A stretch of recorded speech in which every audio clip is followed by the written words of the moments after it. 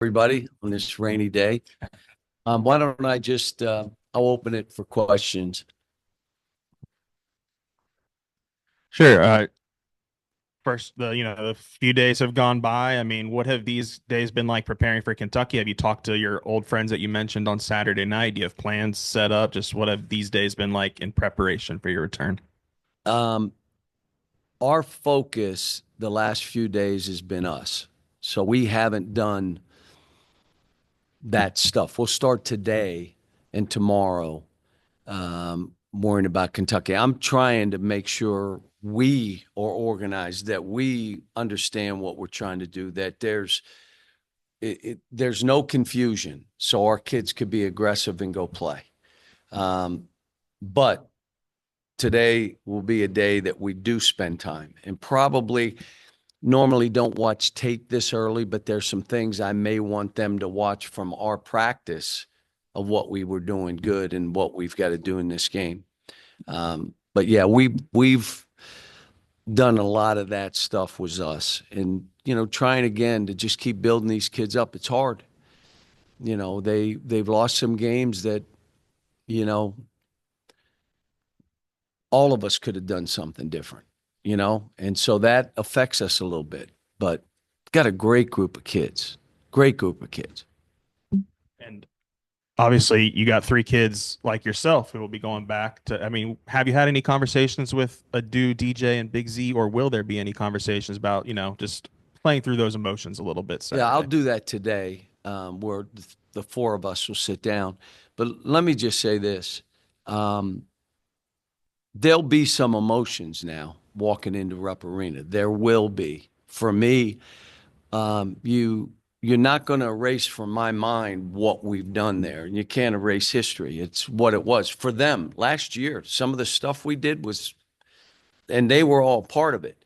So, walking in, there'll be emotions. There'll be, uh, things that, I'm going to walk in. Now, we walk in Friday night, so I get to run a little run through in Rupp. We'll be in there Friday night. But yeah, you can't, I cherish my time there, and so does Ellen and our family.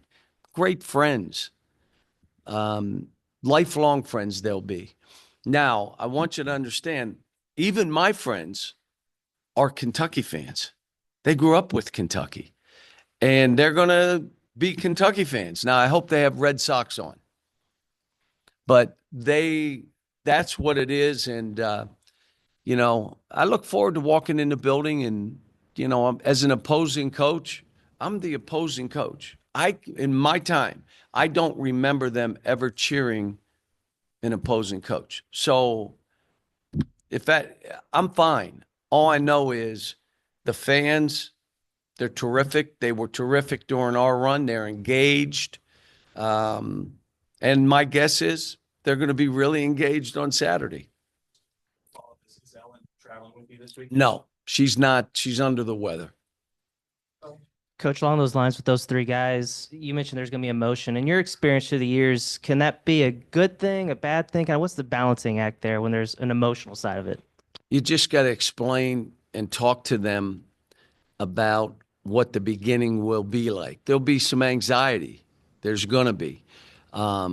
This is kind of like taking players back home. They were absolutely engaged with everything there, and now they're going back to that situation. So I just got to talk to them about being calm in the storm. Got to talk to them about the anxiety early. It's going to be there. Um, And that's why when everybody was just concerned about me walking into Rupp, what about those three too? And my focus was more on those three walking in than me. And I'll say it again. This is, you're not erasing what happened there for me. And so my memories of my players that I coached there, they're Kentucky fans, but I coached them. So they also have a relationship with me. And what my hope is, what we did there, we do here.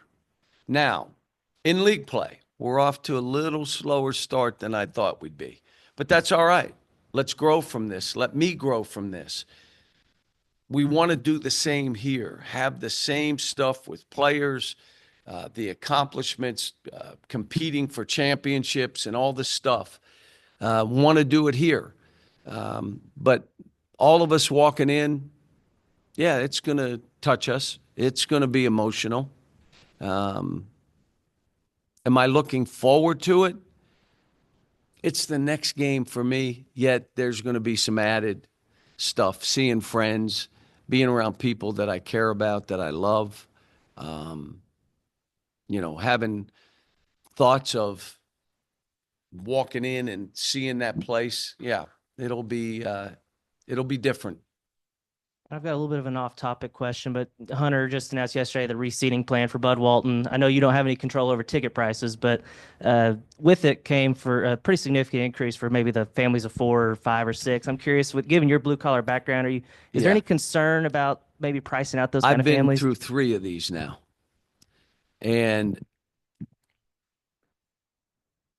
all the places did it, and they did it for the right reasons. You just don't want to leave anybody behind, especially people who have been there since the mid-90s.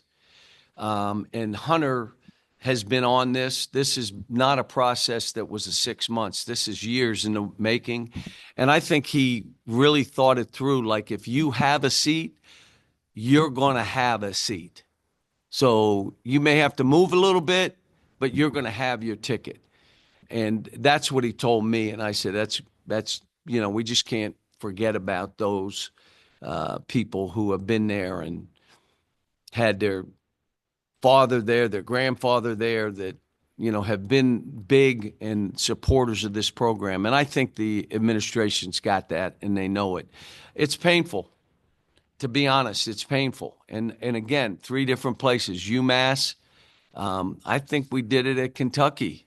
And I believe we did it at Memphis at some point, because we moved, though, from the Pyramid to the FedEx Forum. So, yeah, that's all part of athletics and the changing environment. Based on your Monday radio show. So when you've got an incoming bazooka round, how do you brace for that? Kentucky. Well, look, I'm an opposing coach walking in the building. And I get that. And I'm not bitter in any way.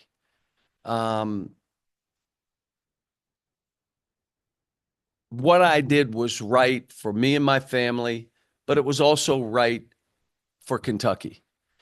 And Mark Pope has done a fabulous job. He knows that program because he played in it. He was the right guy for that job. And I'm walking back into that environment. Yeah, there may be some boos. There may be a lot of boos. That doesn't change anything for me. It doesn't change the history. It doesn't change my history. None of that. My focus right now, so the last 2 days, I'm worried about Arkansas. I'm worried about getting this going. Do I have a soft spot for Kentucky? Yes. I was there 15 years. We gave our heart and soul, and not only to basketball. Yes, we did a lot of stuff in basketball during that time that was pretty special.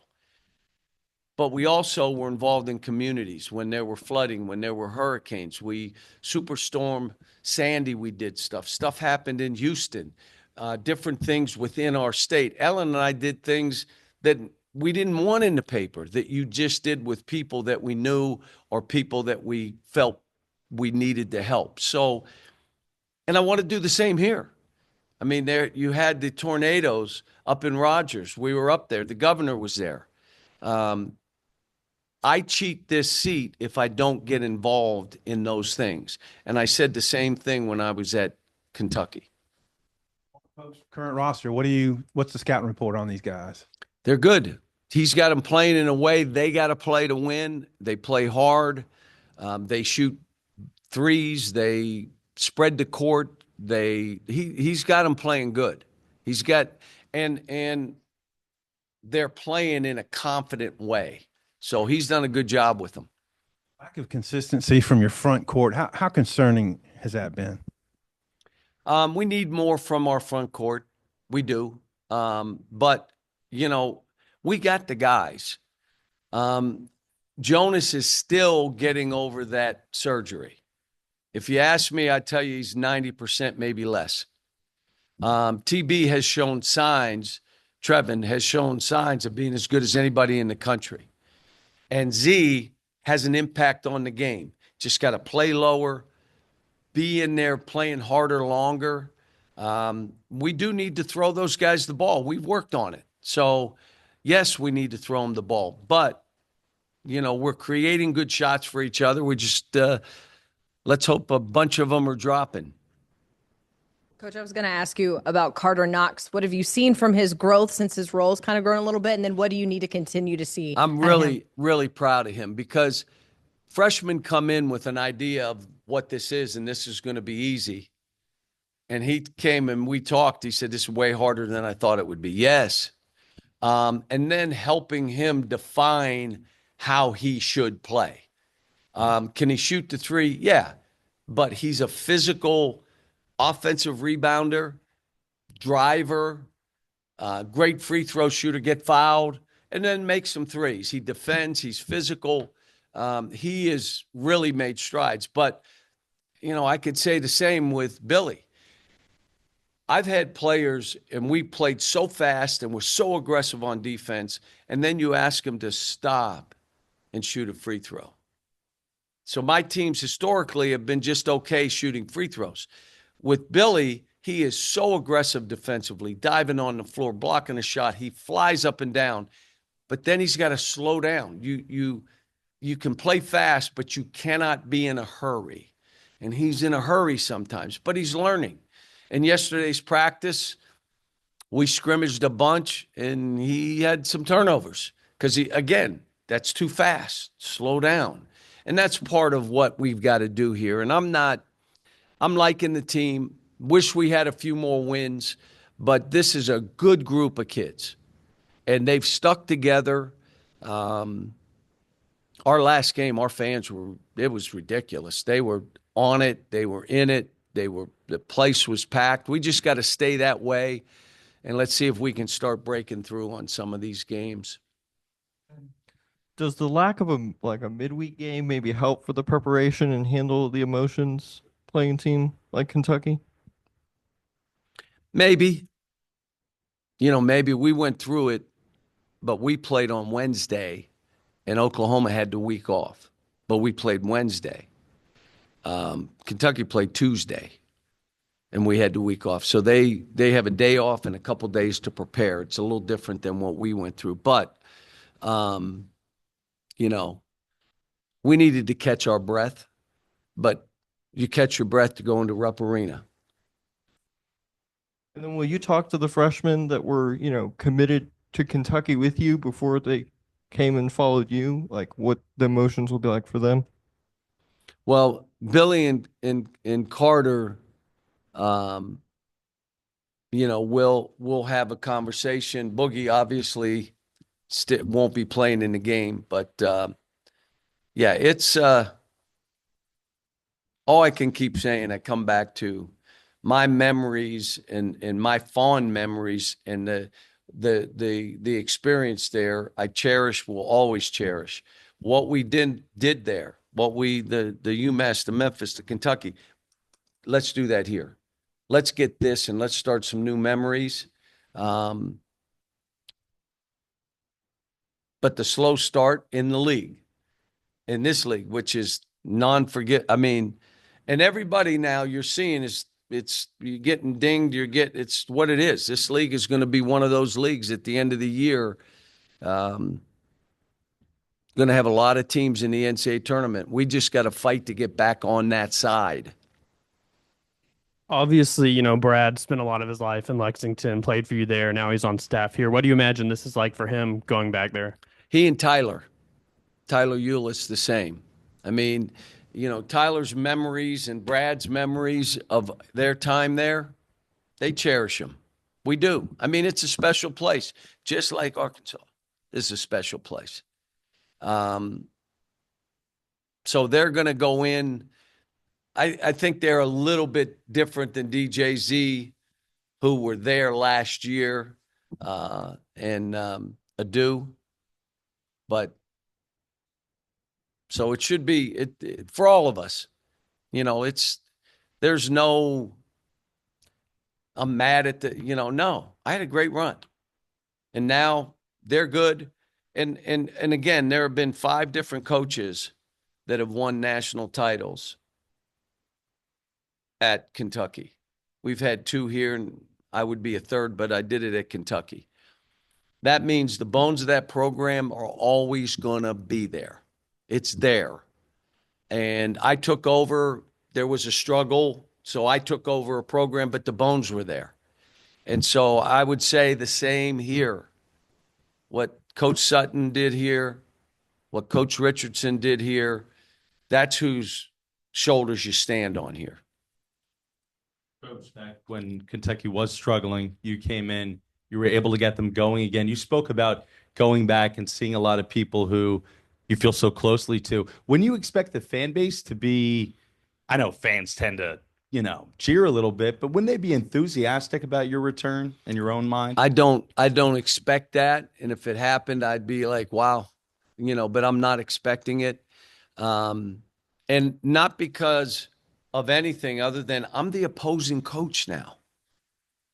I mean, again, they all remember what went on and where it started and how we got it going in that span of time that, it could be matched, but you're going to have to really do some stuff. And I'm not just talking at Kentucky, I'm talking anywhere.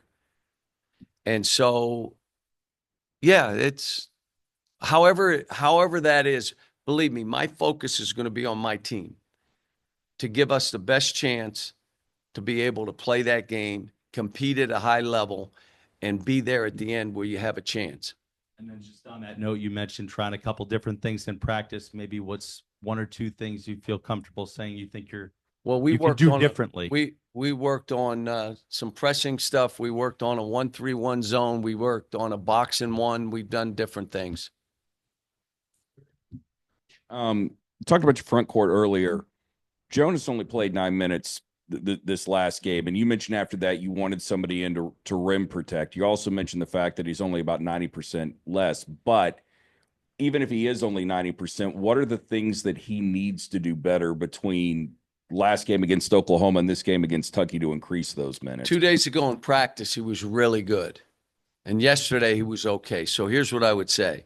Sprint that floor. Fly up and down. Don't be behind the action. Go after blocked. Go block a shot. You're capable of doing that. Go get blocks. And now give us some offensive rebounding. Go get that. We'll throw you the ball some. We're going to put you in high splits where you're a passer. You can do all that. I'm telling them, let's take 2s right now. Make some free throws, make some 2s, and then maybe step back for a 3. So, but he knows. He and I have talked about it. I've coached a lot of really good guys, great kids, great people. He's one of them. One of the nicest. It's even hard to get mad at him because he's the nicest person that you'll ever be around.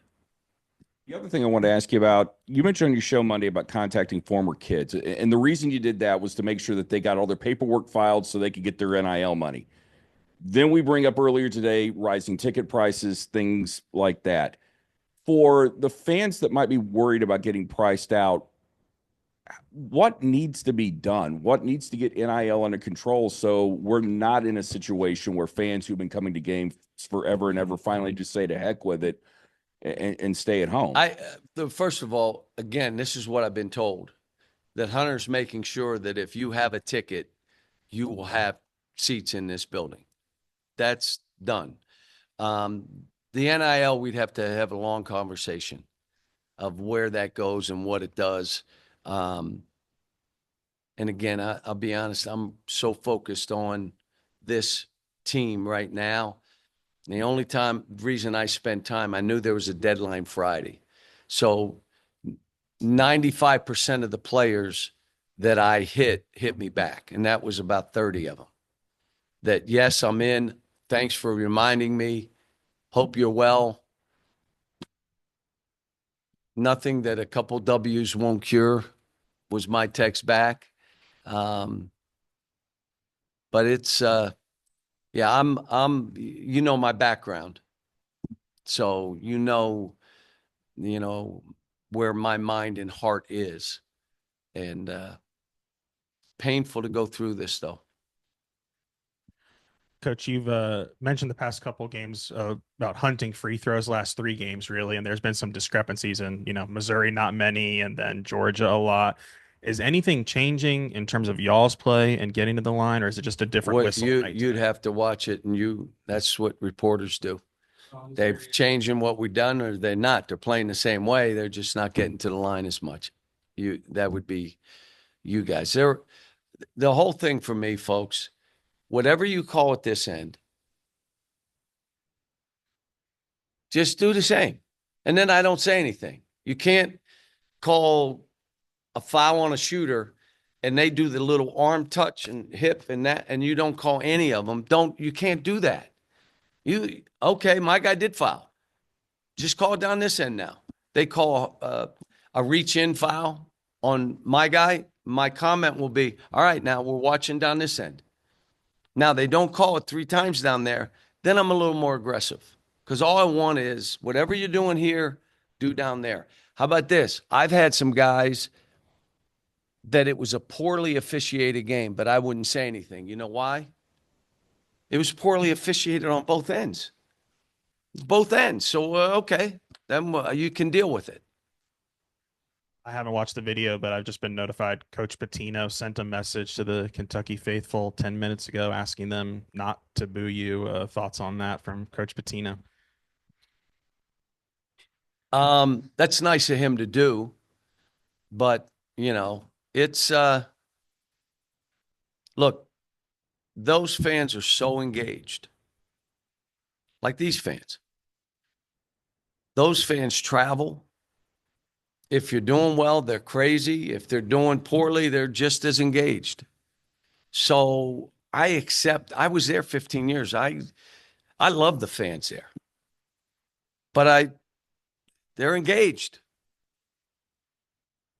You've coached a lot of really good players over the years, numerous draft picks. I'm curious, when you have a guy like Adu who's stuck with you for 3 years and evolved the way he has, is there a certain level of gratification when you see a guy develop from where he started to where he is now? You love every player you coach. At least I do. Some you love a little bit more. I coached his dad. He'd been coming to my camp since he was in 7th or 8th grade. So I've seen him, okay? He and I had a heart-to-heart the other day about some of the things he's got to start changing and doing. And I said, I'm saying this because you have a chance of being one of the best. Well, then be that. And it was just these 3 things. You can do these. And then he's coming out and practice and he's trying. I mean, he's come so far. Now you got to finish it off. And it's not just about how you're playing how you're playing with us. All that stuff matters. And but he's getting better. And he's another one, he's a good guy. He's always wanted to be, when he was 5'8" and 5'9", I'm going to play for you. Okay. And then he got to 6'3". Okay. And then all of a sudden he's 6'5", 6'6", and then he's now 6'8". So yeah, it's like I tell these guys, sometimes I hurt for them because I want them to play well for themselves too. And you hurt for them. You're not mad. They don't disappoint me. Why can I say this team doesn't disappoint me? Every game we played, what? They fought. They played hard. So you're not going to disappoint me. You're not making shots. You're not a robot. It's not a computer game. That happens. But do you continue to play hard? We have to be a little better execution team, and that's what we've been working on. I would tell you we're creating pretty good shots for each other. And at some point, they're going to drop. Please. You're able to say what 3 things you told a dude needs to. Nah, that's between him and I. Is that good? Thanks, folks.